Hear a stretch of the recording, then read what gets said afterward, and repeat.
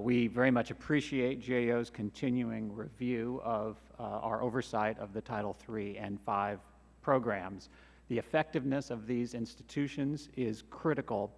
to meeting the President's 2020 goal for college completion. We know that we will not meet that goal if we continue business as usual, if institutions don't improve retention rates, graduation rates in their efforts to improve institutions, and that is the purpose of these funds for minority-serving institutions, to improve academic quality, to improve institutional management, to improve the fiscal stability of the institutions so that they can best serve students.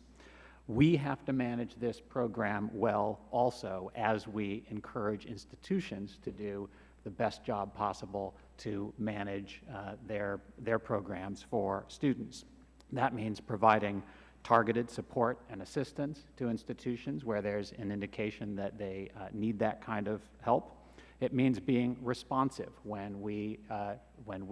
become aware of issues at institutions, and it means that we need to be the same kind of learning organization that we want colleges to be, getting better and better at the work that we do with those institutions.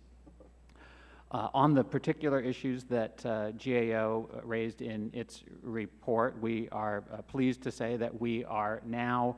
doing a better job of using data to target our grant monitoring. We now have a monitoring index for identifying institutions for possible review that looks at audit findings, accreditation findings, commercial credit scores, and other measures that goes into the index to help identify institutions for us to review. We also review annual performance reports from institutions that tell us how are they doing on the goals that they set out when they first received the grant, so that we can respond when goals are not being achieved, benchmarks aren't being reached, or if money is being spent in ways that was not a part of the plan. We have increased our site visits. We expect 14 site visits of Title III and V institutions in this fiscal year, which compares to 6 that were done last year. We are following up on the improper use of funds that were identified in the GAO report. 3 of 4 planned site visits have been done, and 1 more is planned. Training of our staff for monitoring and technical assistance has increased with a new orientation process, a mentoring process where we pair experienced staff with newer staff for site visits so that they can learn from those who are experienced, mandatory internal controls training, to all of these as part of the effort to make sure that our staff are well qualified to do the oversight and site visits at institutions that have been identified. And on the other 2 recommendations that GAO has made, disseminating lessons learned and getting feedback from institutions, we held in March, for the first time in 10 years, a project directors conference here in Washington with 1,000 plus project directors from MSIs around the country to provide the kind of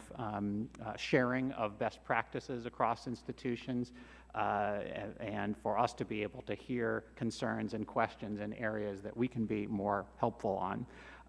We are enhancing our staffing and leadership in the office, and even have provided a way for institutions to provide us with anonymous feedback that we can then follow up on if they feel uncomfortable raising an issue directly with their program officer. All of this is part of an effort for us to be a stronger learning organization so that we can get better and better at what we do and figure out how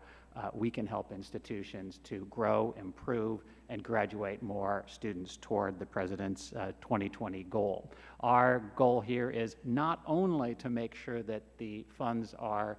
used appropriately, but also to do all we can to make sure that they are used as effectively as is possible. Thank you so much for the opportunity to testify, and I would be happy to take questions.